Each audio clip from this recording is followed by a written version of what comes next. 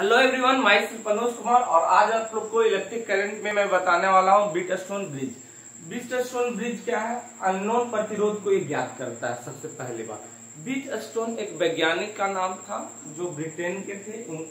1842 में एक सर्किट को ऐसा 5 या 5 से अधिक प्रतिरोध वाले एक ऐसा सर्किट देखे कि जिससे मिड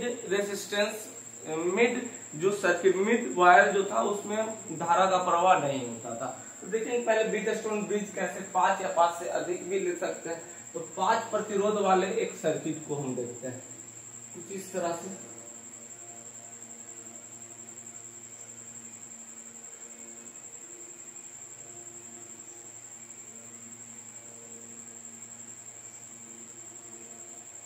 इसमें गैल्वेनोमीटर भी बीच में लगा करके देखे तो यहाँ से कोई धारा बैलेंस कंडीशन में कोई धारा प्रवाहित नहीं होता।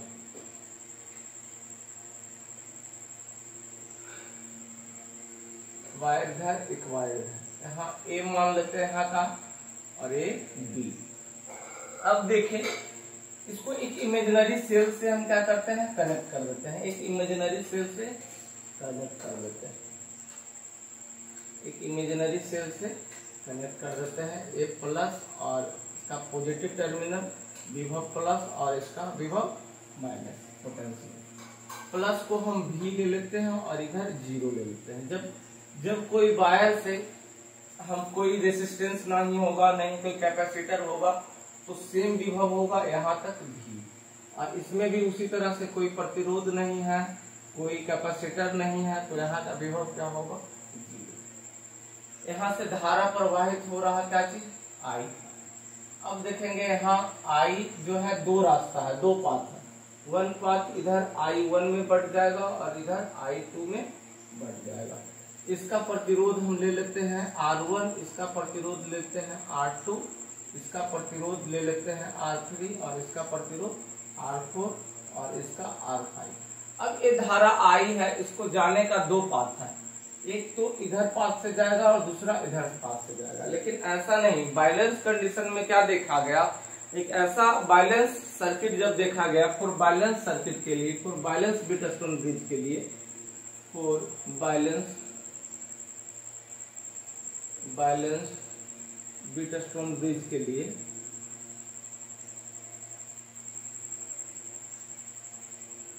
फॉर बैलेंस ब्रिज के लिए देखा गया कि यहाँ का विभव जो है x, इसको मान लेते हैं, इसको y, दोनों विभव पोटेंशियल क्या हुआ कि सेम हुआ। जब सेम पोटेंशियल होने के कारण सेम विभव होने के कारण इलेक्ट्रिक करंट का फ्लो बीच वाले प्रतिरोध से क्या हुआ, नहीं पास करने लगा। यहाँ से क्या हुआ कि कोई भी करंट पास नहीं करने लगा, क्योंकि ये बैलेंस, ये भी यानी बैलेंस कंडीशन में क्या था, R1 बराबर R2, R1 बटे R2 बराबर R3 बटे R4। इस कंडीशन में क्या देखा गया कि यहाँ का विभव और यहाँ नीचे का विभव क्या हुआ, सेम हो गया। मतलब पोटेंशियल क्या हो गया, Vx बराबर हो गया Vy का। इसको हम ले लेते हैं क्या चीज, इसको हम मान लेते हैं Z। एक पोटेंशियल, यहाँ का पोटेंशियल, यहाँ का पोटेंशियल क्या हो गया, बराबर हो गया। जब बैलेंस सर्किट देखा गया, जब बैलेंस सर्किट को लगाया गया तो दोनों का पोटेंशियल क्या हो गया, सेम हो गया। इस कारण इसमें इलेक्ट्रिक करंट प्रवाह नहीं करने लगा। तो I जो था, I किस में चला गया, इसी में, I1 इसी में और I2 इसी में। इधर से सीधे इसमें नहीं जाकर के किस रास्ता में चला गया, इधर। और ये दोनों मिलकर के I1 प्लस I2 मिलकर के फिर से I हमको प्राप्त हो गया और I हमको यहाँ मिल गया। तो इसमें कोई भी इलेक्ट्रिक करंट का प्रवाह नहीं होने लगा। ठीक है, तो अब सर इसको प्रूव करिए कि ऐसा कैसे होगा, ऐसे कैसे होगा, इसको प्रूफ आप करिए। तो देखते हैं। तो यहाँ का विभव क्या हो गया, अब इसको मान लिए क्या चीज, Z। तो यहाँ भी Z लिख देते हैं, यहाँ भी Z लिख देते हैं। अब देखेंगे जब पोटेंशियल डिफरेंस होगा, पोटेंशियल डिफरेंस के कारण ही इलेक्ट्रिक करंट का प्रभाव होता है। तो देखेंगे बच्चा, यहाँ का पोटेंशियल क्या है, V है, यहाँ का पोटेंशियल क्या है, Z है। तो एक किरचॉफ्स वोल्टेज लॉ में हम क्या देखें कि पोटेंशियल डिफरेंस जो होगा किसके बराबर होगा, Z minus V minus Z बराबर होगा I1 R1 के बराबर हो जाएगा। इसको इक्वेशन नंबर फर्स्ट ले लिए। अब देखते हैं, अब यहां देखते हैं Z यहाँ का पोटेंशियल, Z यहाँ का पोटेंशियल क्या मान लिए, A 0, Z माइनस 0 किसके बराबर हो गया, I1 R3 के बराबर। इसको इक्वेशन नंबर सेकंड कर लिए।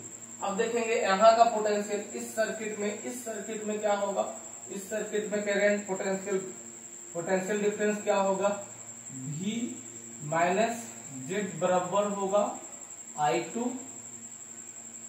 R2 के बराबर। इसको इक्वेशन नंबर थर्ड मान लिया।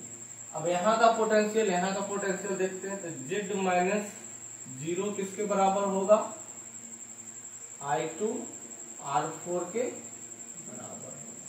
इसको इक्वेशन नंबर फोर्थ मान लेते हैं। अब हम क्या करेंगे कि फर्स्ट को थर्ड से डिवाइड कर देंगे और सेकेंड को फोर्थ से डिवाइड कर देंगे। फर्स्ट को किससे डिवाइड करेंगे, 9, फर्स्ट इक्वेशन डिवाइड थर्ड से, और दूसरे केस में क्या करेंगे, सेकेंड को डिवाइड करेंगे फोर्थ से। चलो फर्स्ट डिवाइड थर्ड क्या है, Z minus V minus Z बटे V माइनस Z बराबर क्या होगा, यहाँ का I1 R1 बराबर क्या होगा, I2 R2। सेकेंड क्या है, Z माइनस 0 बराबर क्या होगा, I1 R3 बटे Z माइनस 0 बराबर क्या होगा, I2 R4। अब देखेंगे इसका 1 तो क्या लिख सकते हैं, 1 बराबर I1 R1 बटे I2 R2। इसमें भी 1 बराबर क्या होगा, I1 R3 बटे I2 R4। अब इसको करंट को देखेंगे, इसको क्रॉस मल्टीप्लिकेशन कर दें तो I2 बटे I1 बराबर क्या हो जाएगा बच्चा, R1 R2। इसी तरह से इसमें क्या होगा, I2 बटे I1 बराबर हो जाएगा R3 बटे R4। देखेंगे जब दोनों में धारा का मान बराबर है तो A भी मान बराबर होगा, इसलिए क्या हो जाएगा बच्चा, R1 बटे R2 बराबर R3 बटे R4 के बराबर हो जाएगा। ये बैलेंस कंडीशन जब होगा तो इसमें धारा का प्रभाव नहीं होगा, इलेक्ट्रिक करंट फ्लो नहीं करेगा। तो व्हीटस्टोन ब्रिज क्या है कि दो संगत प्रतिरोध का अनुपात दूसरे संगत प्रतिरोध के अनुपात का बराबर होता है। मतलब इसका R1 बटे R2 दूसरे संगत का अनुपात के बराबर होते हैं R3 बटे R4। इसको क्या कहेंगे, बैलेंस व्हीटस्टोन ब्रिज, जिसमें एक घटना देखा गया कि इसके बीच वाले इस प्रतिरोध से कोई भी इलेक्ट्रिक करंट का प्रवाह नहीं होने लगा। ठीक है, तो ये व्हीटस्टोन ब्रिज आपके बोर्ड एग्जाम में काफी बार पूछ चुके हैं, इसको पूछते हैं, इसको आप लोग अच्छे से समझ गए होंगे। Thank you. तो कल मैं आप लोग को कलर कोड पढ़ाऊंगा, तो आप लोग रेगुलर वॉच करिए और चैनल को सब्सक्राइब करिए। धन्यवाद।